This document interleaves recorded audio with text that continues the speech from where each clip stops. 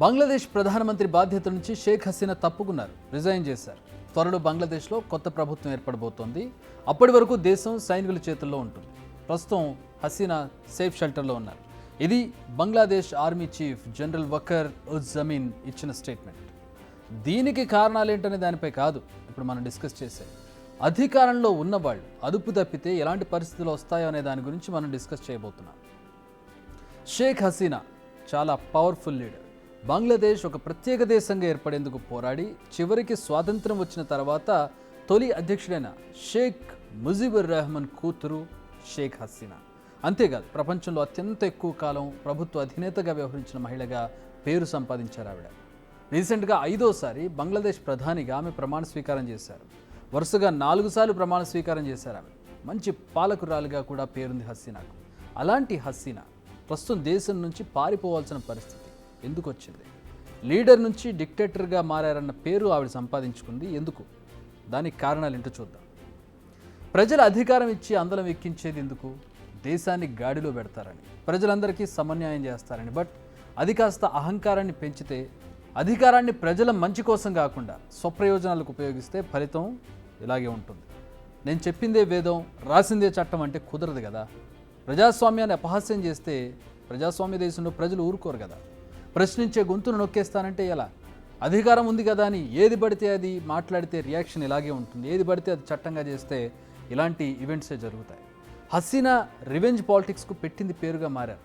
దీనికి ఎగ్జాంపుల్ ఆమె హయాంలో ప్రతిపక్షాలపై నమోదైన కేసులు, దాడులు. ఆమె విపక్షం అనేదే లేకుండా చేసుకోవాలని చూశారు. ఒకానొక టైంలో సక్సెస్ అయ్యారు కూడా. హసీనా తీరుతో రీసెంట్గా జరిగిన ఎలక్షన్లో ప్రధాన ప్రతిపక్షం BNPతో పాటు ఏ పార్టీ కూడా పోటీ చేయలేదు, మూకుమ్మడిగా బహిష్కరించారు. దీంతో హసీనా పార్టీ అవామీ లీగ్ మెజారిటీ సీట్లలో గెలిచి అధికారాన్ని దక్కించుకుంది. కానీ ఏం లాభం? ఈ ఎన్నికల్లో నమోదైన పోలింగ్ పర్సంటేజ్ కేవలం 40% మాత్రమే. గత ఎన్నికల్లో 80% పోలింగ్ నమోదైంది. అంటే గతంలో ఓటేసిన వారిలో సగం మంది కావాలని ఎన్నికలకు దూరంగా ఉన్నారని అర్థమవుతోంది. మరి ఈ విషయమైనా హసీనాకు అర్థం కాలేదు.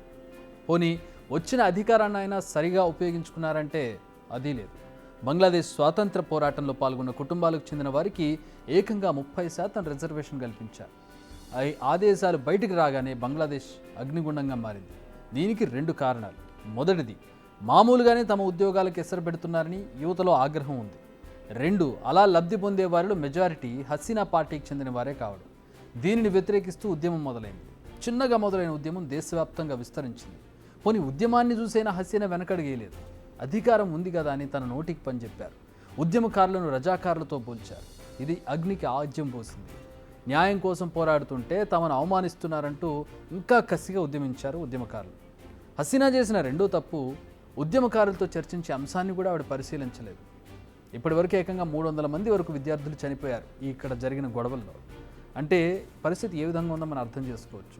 ఎంతలా ఉక్కుపాదం మోపారు, ఎంత సైనికులతో కావచ్చు, పోలీసులతో కావచ్చు అక్కడ వాళ్ళ మీద హెరాస్ చేశారనేది మనం అర్థం చేసుకోవచ్చు. ఈ అంతా కూడా నిరసనకారులు ఒక భయాన్ని కలిగిస్తాయి అనుకున్నారు, కానీ అది మరింత తెగింపుకు కారణమైంది. అంతేకాదు, వారిని ఉగ్రవాదులతో పోల్చారు ఆవిడ. అప్పటికీ కూడా హసీనా నేను, నా ప్రభుత్వం, నా అధికారం అనే థాట్లో ఉన్నారు తప్ప ఈ పదవి శాశ్వతం కాదు, ప్రజల మనోభావాలను పట్టించుకోవాలన్న ధ్యాస ఆవిడికి రాలేదు. నిజానికి హసీనా దేశం నుంచి పారిపోవడం, ఇతర దేశాల్లో ఆశ్రయం పొందడం ఇది ఫస్ట్ టైం కాదు. 1975 ఆగస్టు 15న షేక్ హసీనా జీవితంలో ఒక మర్చిపోలేని రోజు. ఆ రోజునే ఆమె తండ్రి ముజిబుర్ రెహమాన్తో పాటు ఆమె కుటుంబం మొత్తాన్ని అత్యంత దారుణంగా హత్య చేశారు. కారణం సైనిక తిరుగుబాటు. అప్పుడు ఆమె బెల్జియంలో ఉన్నారు. వెంటనే ఆమెకు భారత్ ఆశ్రయం కల్పించింది. తిరిగి ఆమె 1981లో బంగ్లాదేశ్కి వచ్చారు. అప్పుడు ఆమెకు దాదాపు 15 లక్షల మంది ప్రజలు స్వాగతం పలికారు, అధికార పగ్గాలు అందించారు. ఏకంగా 5 సార్లు ప్రధానమంత్రి పదవిని కట్టబెట్టారు. ఇప్పుడు ఆ ప్రజలే మళ్ళీ హసీనాను తరిమారు. ఆ ప్రజల కారణంగానే హసీనా దేశం విడిచి పారిపోయారు. చివరికి ఆమె ప్రసంగం చేసి వెళ్ళిపోదామనుకున్నా కూడా అవకాశం, అంటే ఆ టైం దొరకలేదు ఆవిడ. ఎక్కడ ఇంకాసేపు ఉంటే ఆందోళనకారులు ప్రధాన నివాసంలోకి వచ్చి ఆవిడ మీద దాడి చేస్తారో తెలియని పరిస్థితుల్లో హడావిడిగా ఉన్నపళంగా కట్టుబట్టలతో ఆవిడ ఆర్మీ హెలికాప్టర్ ఎక్కి తన చెల్లెలతో పారిపోవాల్సిన పరిస్థితి వచ్చింది. ఏ రాజకీయ నేతకైనా, ఏ ప్రభుత్వ పెద్దకైనా హసీనా రాజకీయ జీవిత కథ ఒక హెచ్చరిక, ఒక గుణపాఠం లాంటిది. అధికారం ఉందని రెచ్చిపోతే, అడ్డగోలుగా వ్యవహరిస్తే ఇదే గతి పడుతుంది. బిగ్ టీవీ అవుట్లుక్ కథనాలు నచ్చితే వెంటనే బిగ్ టీవీ ఛానల్ ను సబ్స్క్రైబ్ చేయండి.